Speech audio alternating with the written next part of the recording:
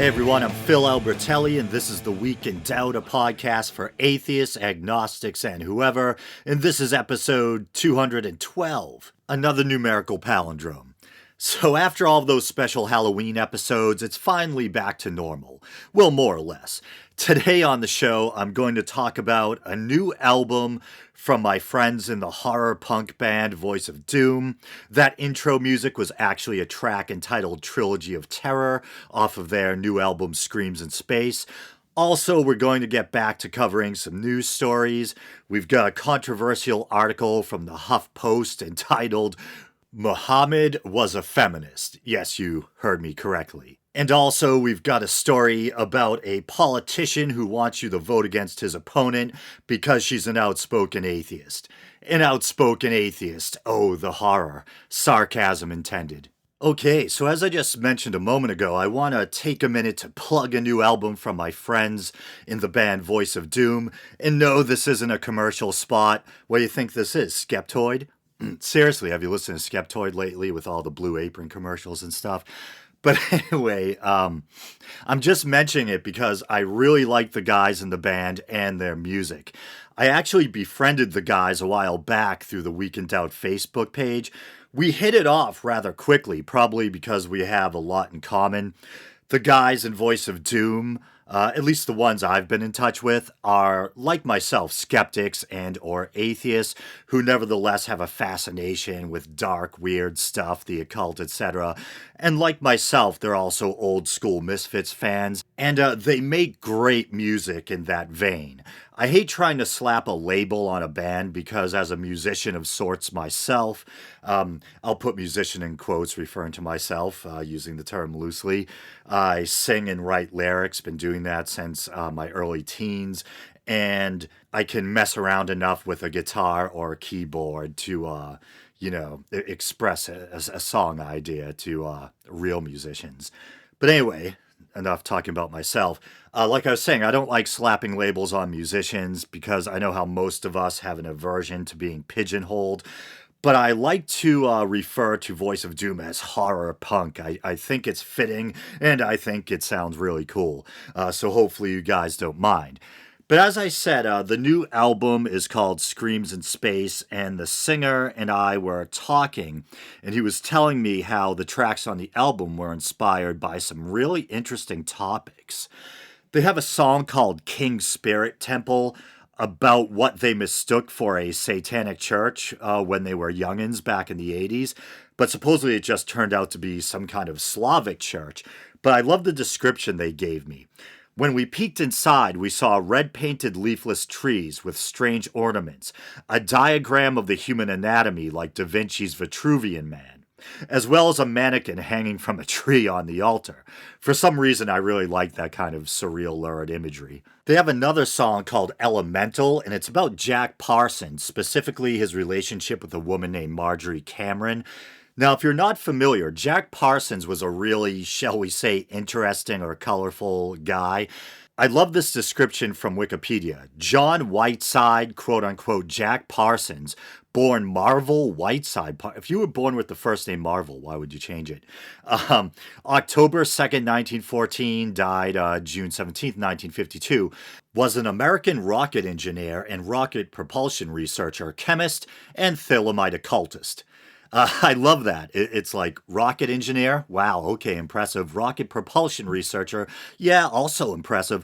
Chemist. Okay, quite the man of science. And then Thelemite occultist. I guess why not? If Francis Collins, the head of the Human Genome Project, can be a devout Christian, why can't a rocket engineer be a Thelemite occultist? And if you're not familiar with Thelema, it was a religion or philosophy founded by turn-of-the-century occultist Aleister Crowley. A lot of people pronounce it Crawley, but I think it's properly pronounced Crowley. Author Anton Wilson used to talk about this little mnemonic device that Crowley himself supposedly used to repeat. My name is Aleister Crowley because that I am holy, but enemies say Crowley because they seek to treat me foully. Or something like that. I wonder if my friend Crocoduck is listening. I'm pretty sure he has a very strong disdain for Crowley or Crowley. But anyway, Jack Parsons was a disciple or follower of Crowley. I believe he actually had direct contact with him. So pretty strange, this gifted rocket engineer who would go on to be one of the founders of the Jet Propulsion Laboratory was an acolyte of a debauched occultist. And if that wasn't strange enough, Parsons became friends with L. Ron Hubbard. Yes, that L. Ron Hubbard. If you're a longtime listener of the show, then you're probably aware of my disdain for Hubbard and of Scientology in general. But Hubbard got all caught up in Thelema too, and I believe he acted as the scribe for Parsons when he performed the Babylon working ritual. Evilheim, the singer for Voice of Doom, mentioned this to me as well. The Babylon working was a sex magic ritual, which I believe involved Parsons playing with himself while Hubbard took notes.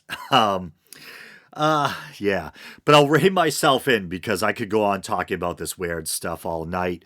But to come back around to Voice of Doom, great guys, great music, and I'm gonna play a song from their new album in its entirety at the end of the show. So was Muhammad, peas and dressing be upon him, a feminist? And this is an article by Jim Garrison, okay, the president and founder of Ubiquity University, whatever the hell that is. Call me cynical, but this seems like a total clickbait title, but hey, who doesn't want clicks? Now, I'll say up front that I think, in a way, this guy's intentions are good. I think he's trying to get Muslim men in countries where women are being oppressed to treat women better. I think we can all get on board with that, unless you're some kind of evil prick lacking all empathy. And I think he's trying to accomplish that by holding up Muhammad as some shining feminist role model. The obvious problem being that even if here and there Muhammad did have some relatively enlightened or progressive views concerning women, that doesn't cancel out all the backward stuff in the Quran and the Hadith regarding the treatment of women, such as the detailed rules regarding what you're allowed to do to or with your female slaves. As I said on the show before, in Islam, there was this concept of manumission, the liberating of a slave, which was considered one of the most virtuous acts one could perform. I think it was actually seen as a means for atoning for sin. Despite this, it still seems like there were a lot of people hanging on to their slaves, and there was quite a booming slave trade in the Arab world for quite some time. And as I said, it's not like everyone was just setting their slaves free willy-nilly. The Quran has detailed prescriptions regarding the keeping and treatment of slaves, including how female slaves could and couldn't be used sexually. Actually, I'll read a couple of verses. This first one doesn't deal with slavery specifically. This one is more about the treatment of women in general, the husband-wife dynamic, I think. But here we go.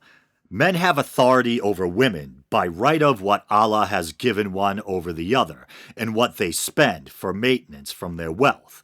So righteous women are devoutly obedient regarding in the husband's absence what Allah would have them guard.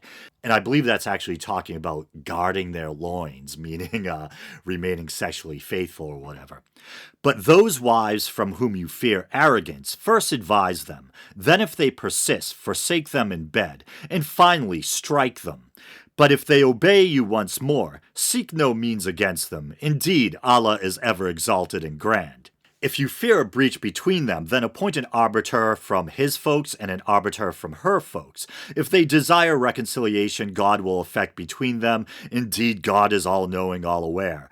Al-Quran and Nisa, verses 34 through 35. Then this next one is from, I think it's Sahih al-Bukhari, which is from a collection of hadith, I believe, that the Prophet married her, and this is in regard to Aisha, the Prophet's notoriously young wife, I think was it his third wife, that the Prophet married her when she was 6 years old, and he consummated his marriage when she was 9 years old, and then she remained with him for 9 years, till his passing, or passing away, rather. And Aisha's age, I think, is still a matter of contention.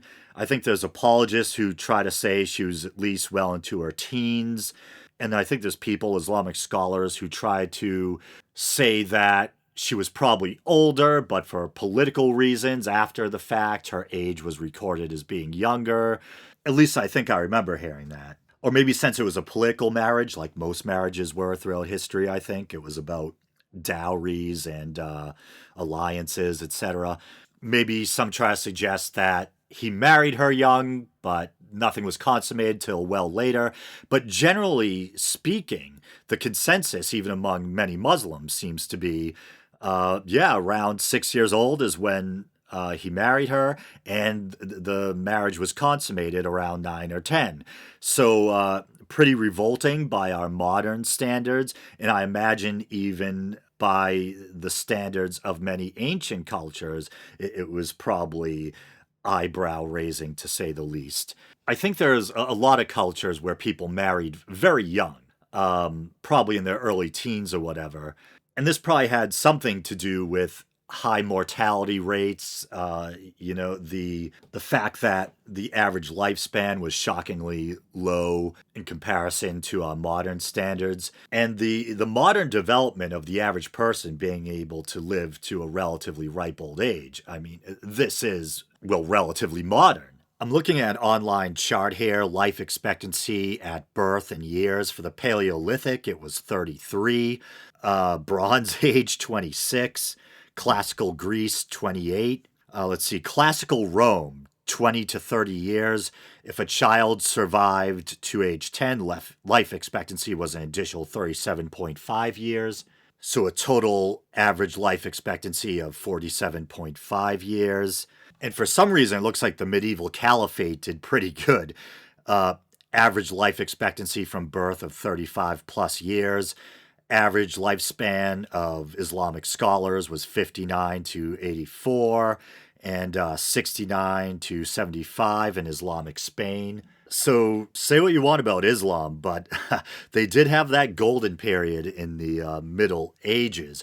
How much of that was built on slavery, conquest, etc., I don't know. I'm not an Islamic scholar. Let's see.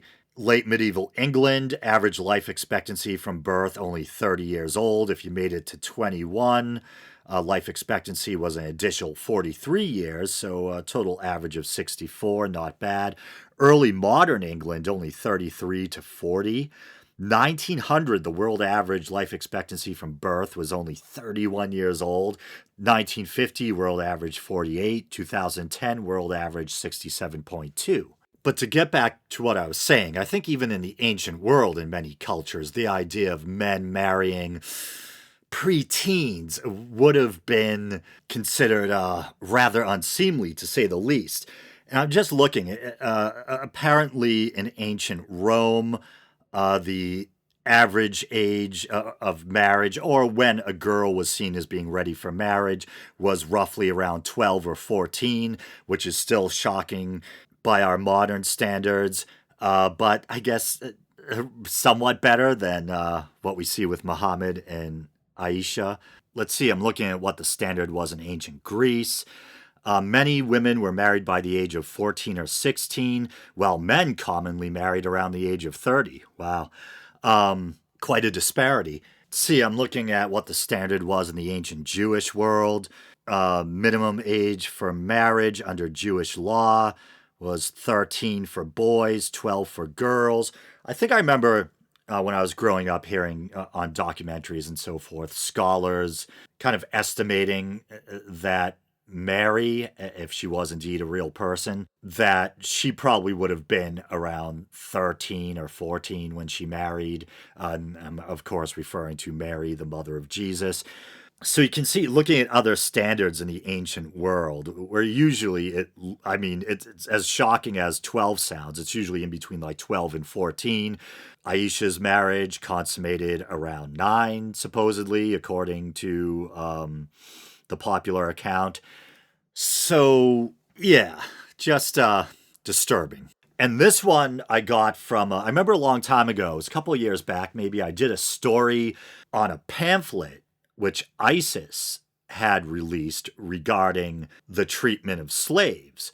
And at least some of their prescriptions or regulations were taken directly from the Quran and perhaps other official or respected Islamic textual sources such as the Hadith as well. But here's one that's taken directly from the Quran, and this is right from ISIS's pamphlet.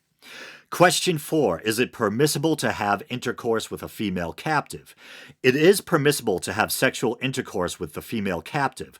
Allah the Almighty said, "Successful are the believers who guard their chastity, except from their wives, or the captives and slaves that their right hands possess, for then they are free from blame." Quran looks like Surah 23 verses or ayats 5 through 6. So you can try to paint a pretty picture of Muhammad. And like I said, it might be a mixed bag. I think he actually did have some progressive ideas regarding the treatment of women, but at the same time still allowed slavery, or if not him himself, his holy book, which was supposedly recited to him by the angel Gabriel, yes, sarcasm intended, allows for the sexual use of female slaves, etc. So this cat, Jim Garrison, or whatever his name is, seems to really be trying to sugarcoat Muhammad. Sugar-coated Muhammad. But I think I'm going to read a little bit from the article, and I'll do my best to try to remain objective and take a column-like-I-see-him approach as I take on this guy's arguments and talking points. Okay, yeah, so I was right. The guy's name is Jim Garrison, and don't worry, I won't do another South Park joke. So here we go. The Prophet Muhammad would be appalled by how current Islamic fundamentalists are treating women under their control. This suppression is done in the name of Islamic law known as Sharia, but the current suppression of women is shaped by, and here, only I think 2 or 3 sentences in, we already got a typo. But the current suppression of women is shaped by cultural and history. I think he means culture and history. I screw up a lot, so I'm not going to be too hard on him for that one, but I have to admit I do feel a little bit of schadenfreude. It has little basis in the Quran, and it is certainly not consistent with anything we know about what Muhammad taught or how he treated women. So already I think that's intellectually dishonest. He says it has little basis in the Quran, and it is certainly not consistent with anything we know about what Muhammad taught or how he treated women. So as I just mentioned, the Quran itself mentions the sexual use of female captives or slaves. So, and I think there's a lot of vile things about the way women are treated in certain Muslim cultures, from having acid thrown in their faces, being stoned, honor killings, etc. But we know that terrorist groups like Boko Haram and the Islamic State both engage in the keeping of sex slaves. And as I just pointed out, straight from the Quran. And also the Quran speaks about how if your wife gets a little out of line, maybe you try to be nice at first, but if that doesn't work, strike her. So, already intellectually dishonest. Out of all the founders of the great religions, Buddhism, Christianity, Confucianism, Islam, and Judaism, Muhammad was easily the most radical and empowering in his treatment of women. Arguably, he was history's first feminist. And if I can digress for a moment, hey, it's my podcast, why not?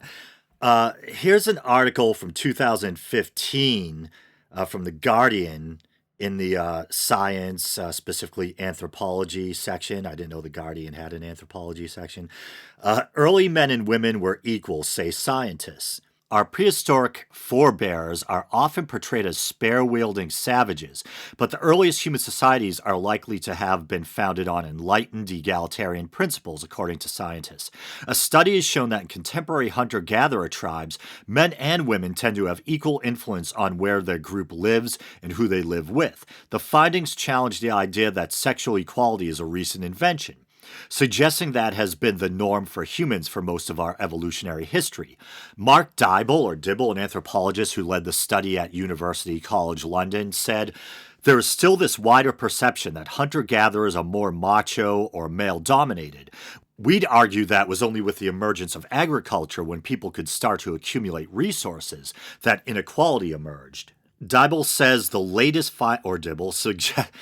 Latest findings suggest that equality between the sexes may have been a survival advantage and played an important role in shaping human society and evolution. Sexual equality is one of an important suite of changes to social organization, including things like pair bonding, our big social brains, and language, that distinguishes humans, he said. It's an important one that hasn't really been highlighted before. So according to at least this one study being mentioned here, equal treatment of women can literally be traced back, possibly, arguably, to prehistory, a long-ass time before the advent of Islam.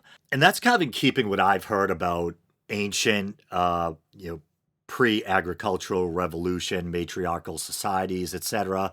And that kind of reminds me of the societal structure of bonobos, too.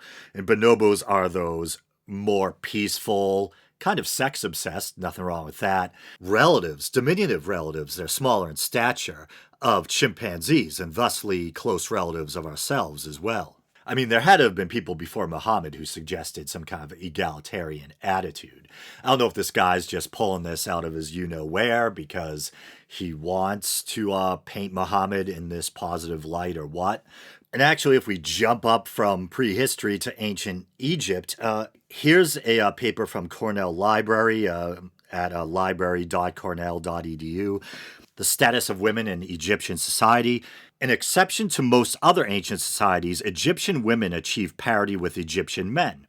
They enjoyed the same legal and economic rights, at least in theory, and this concept can be found in Egyptian art and contemporary manuscripts. The disparities between people's legal rights were based on differences in social class and not on gender.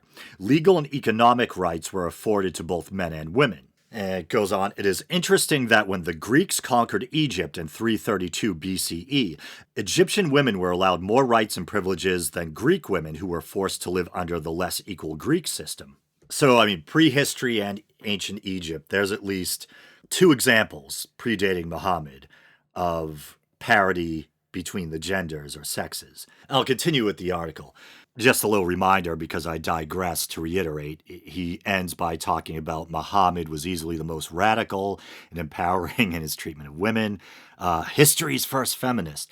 This is of critical importance because if there is one single thing that Arabs and Muslims could do to reform and revitalize their crisis-ridden cultures, it would be to liberate their women and provide them with the full rights women are enjoying in more and more countries around the world. Women's equality is key to a real Arab Spring. And I can't really argue with that paragraph, at least. And he's not the first to say that. Other people have said if you really want to change these kind of backwards Islamic cultures where women are still being oppressed, etc., and this might be wishful thinking, but if you can, ideally, you'd want to find a way to empower the women in those oppressive societies. And you'd probably start to see some progress. But that, of course, is much easier said than done. How do you go about convincing the men in these oppressive cultures to not necessarily hand over the reins completely to women, but at least begin to allow women some degree of parity? I'm sure there's some good men in these cultures who would want to see the empowerment of women, but I'm sure there's many who don't and who enjoy the status quo, including probably many of the mullahs and leaders, etc. And this guy tries to say it's history and culture that leads to these oppressive attitudes towards women.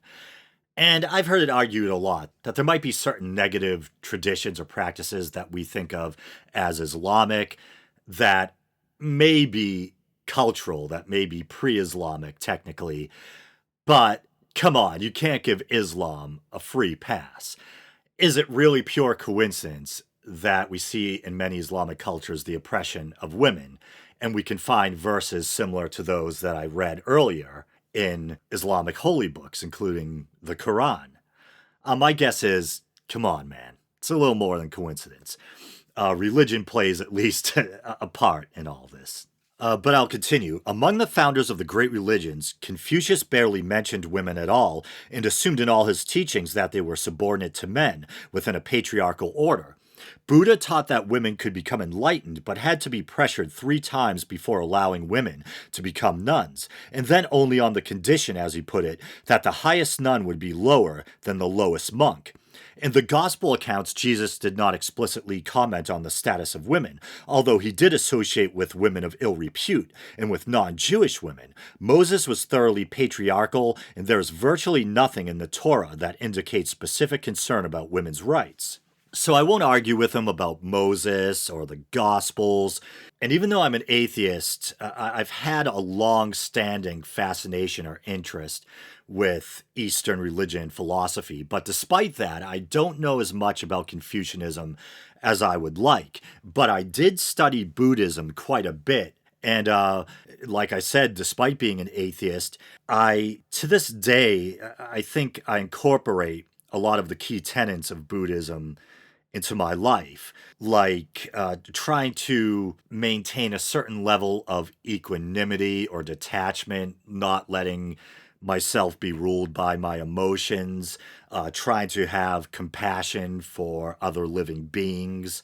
But to be honest, I never really sat down and thought about the status of women in Buddhism. And it's probably because when I was reading books like the Dhammapada or the Diamond Sutra, I don't remember the status of women coming up that often.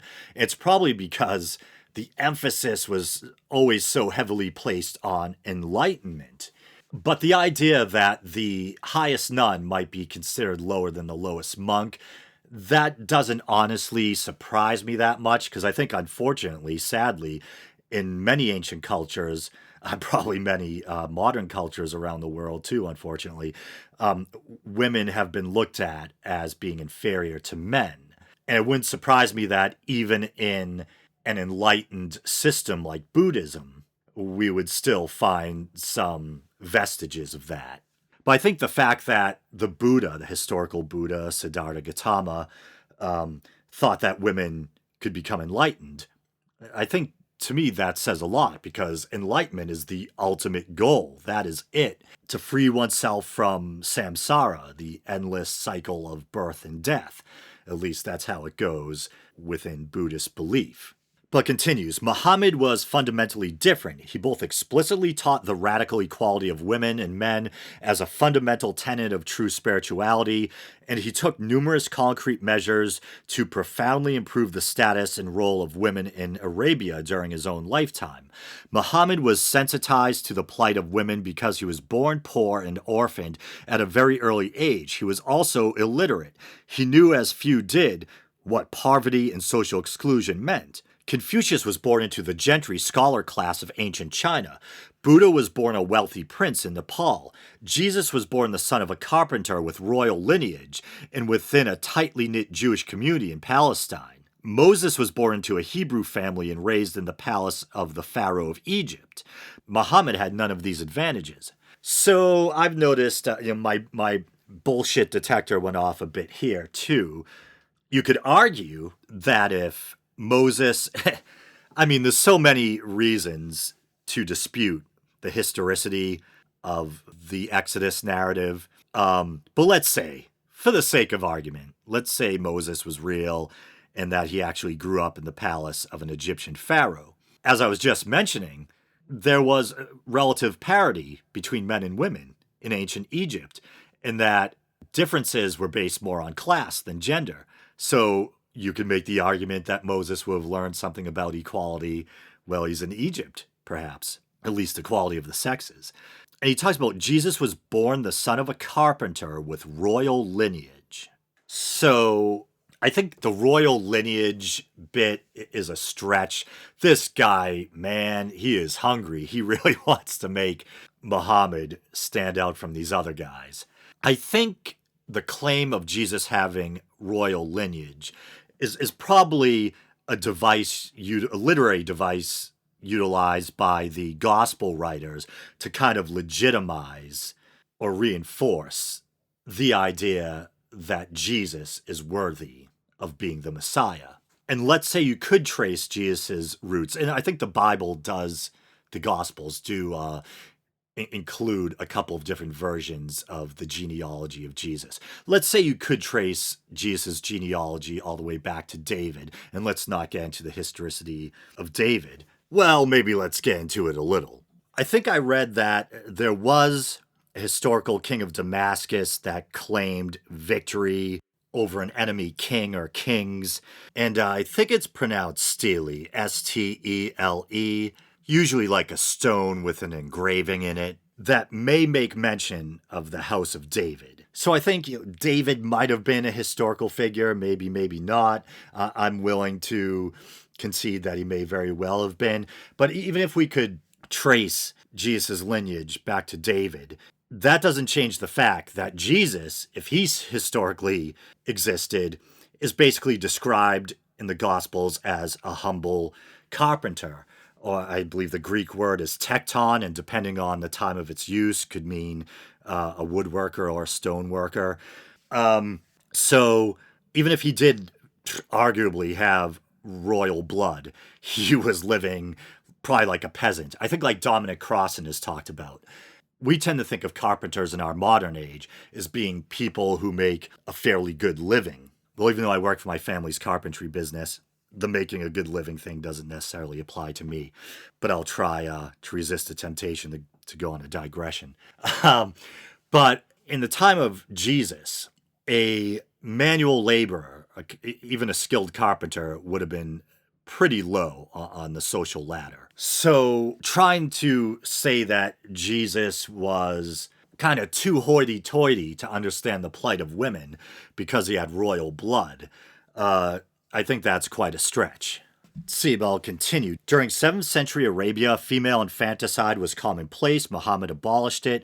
A saying in the Hadith, the collection of sayings of Muhammad, records that Muhammad said that the birth of a girl was a blessing. Women in Arabia at the time were essentially considered property and had absolutely no civil rights. Muhammad gave them the rights to own property, and they were extended very important marital and inheritance rights. And I think that is true. Muhammad did supposedly implement some rather progressive policies regarding the right of women to own property and inherit wealth. But once again, it goes back to my point, not to sound like a broken record. Yeah, he may have done some good things, but that doesn't erase all the stuff about slavery and concubinage and being able to use female slaves for sex or being able to strike your wife, etc. Prior to Muhammad, the dowry paid by a man for his bride was given to her father as part of the contract between two men. Women had no say in the matter. Muhammad declared that women needed to assent to the marriage and that the dowry should go to the bride, not the father. Furthermore, she could keep the dowry even after marriage. The wife did not have to use the dowry for family expenses. That was the responsibility of the man. Women were also given the right to divorce their husbands, something unprecedented at the time. In a divorce, the woman was empowered to take the dowry with her. So, I mean, yeah, once again, this is all good stuff. And I would even argue that if you could get men in the Muslim world to follow this more positive aspect of Muhammad's example, I would be all for it. I am all for it. But how do you untangle this good stuff from all the really bad negative stuff that we find in the Quran and the Hadith, which people use to subjugate and oppress women in the Muslim world? So I don't know. I mean, it seems a little intellectually dishonest to me. Why doesn't he bring up the negative role that religion plays in all this too? Maybe he thinks that others have already spoken enough about that. I mean, this guy obviously sounds like he's very sympathetic towards Islam. But I don't know. I just think it's intellectually honest to at least try to present a well-rounded and complete view, not just to conveniently excise the negative role religion plays in the oppression of women and sugarcoat Muhammad to high heaven, But before editing, I'm at like the 40-minute mark here. I'll try to quickly do that other story I promised. This one's by Hemant Mehta, the friendly atheist. It's dated October 24th. Texas House candidate, don't vote for my opponent because she's a quote-unquote self-proclaimed atheist. Elizabeth Tarrant is a Democrat running for the Texas House from District 97 against incumbent Republican Craig Goldman. This is a really red district. Goldman won 82% of the votes in 2014, albeit without a Democrat in the race. But he's taking no chances this time around. In a letter sent out by his campaign, Goldman asked voters to support him because Tarrant is a self-proclaimed atheist who does not have the values you want to represent you in Austin. And here's a quote from the letter or flyer, whatever the hell it is. I am asking for your support this November to send me back to Austin and continue to represent you and your values. My Democrat opponent is a self-proclaimed atheist. This is who the Democrat Party is backing as their nominee. And I am certain my opponent, and I don't know if this typo is Hemant Mehta's or if this is from the original copy. No, Hemant Mehta or whoever does his copy editing or whatever screwed up. The typo isn't in the original. Hemant Mehta has it as, this is who the Democrat Party is backing as their nominee, and I am certain my opponent does not have the values you want to represent you in Austin. It should, of course, be, and I am certain my opponent does not have the values you want to represent you in Austin. And Mehta continues, he doesn't explain what Tarrant's awful heathenistic values are, but she supports women's rights, church/state separation, and religious freedom. Apparently following the Constitution is antithetical to everything Goldman stands for. In case you're wondering, Tarrant, I'm sorry if I'm butchering her name, is indeed an atheist. She began a secular student alliance group at Tarleton. Man, am I butchering stuff tonight? Probably doesn't help that I'm drinking. Tarleton State University when she was a student there and has been active with the Metroplex Atheists. Metroplex? Metroplex either sounds like a fitness supplement, like some kind of powdered protein drink, or maybe, what was that guy from, remember the old Super Friends cartoon? Was it Mr. Mixoplick or something? But anyway, she even protested at a local courthouse when officials put up an, quote-unquote, "In God We Trust" sign inside and outside the building. But she hasn't run for office as an atheist. She hasn't used her campaign's website or social media to advocate atheism. Goldman's team must have researched her personal social media to discover her beliefs, and they're now trying to use it against her, hoping that the stigma of being an atheist in Texas is enough to turn voters away from her.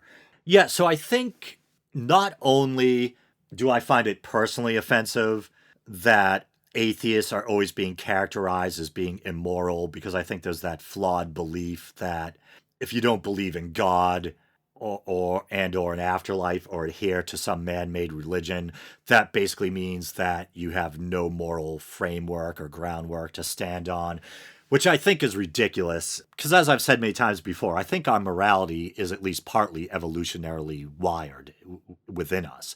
I think we're partly wired for tribalism and violence, in-group, out-group stuff, and we're also partly wired for altruism, compassion, group solidarity, etc. And not to climb up on my moral soapbox, but I think it's our job, in a manner of speaking, to kind of nurture those figurative better angels of our being. And let's not forget all the evil that's been done in the name of religion over the centuries, and that's still being done in the name of religion.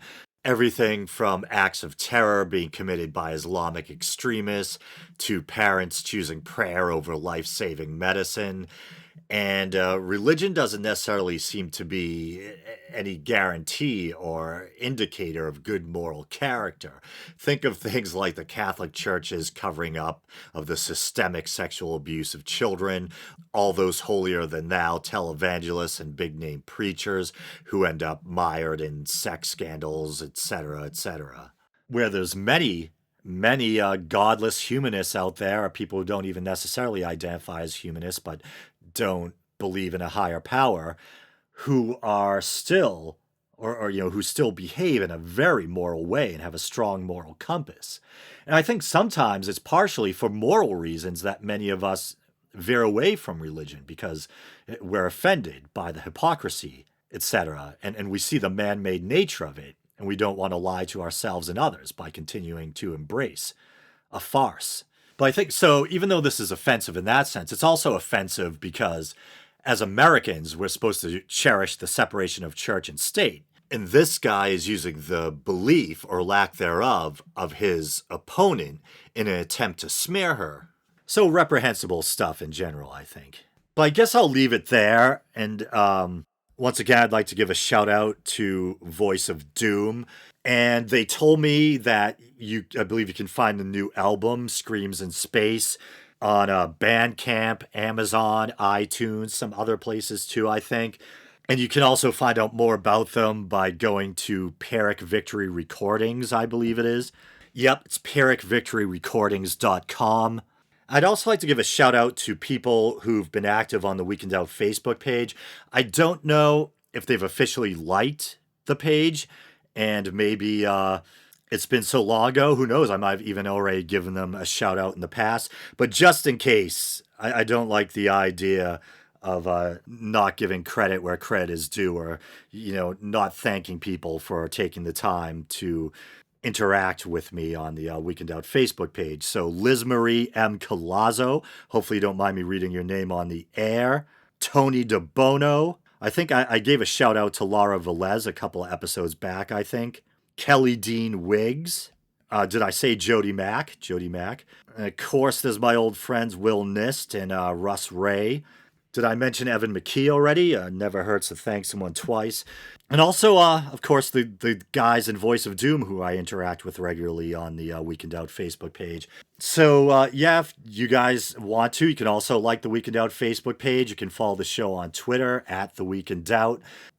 Please check out the YouTube channel, and while you're there, please like, comment, and subscribe. Hopefully that'll help the show get noticed a little more. If you want to help the show out monetarily, you can use the PayPal widget at the bottom of the Podbean page. There's the famous alliteration. Hopefully the PayPal widget is still there. I don't think it's been used in quite a while. Or you can take the more popular route and go to theweekendout.patreon.com and pledge as little as 99 cents a month to help the show out. And, okay, so there you have it, guys. I hope you enjoyed this episode. And until next week, and as I promised, here's another song from Voice of Doom off their new album, Screams in Space. And I'll play the title track. Here it is, Screams in Space.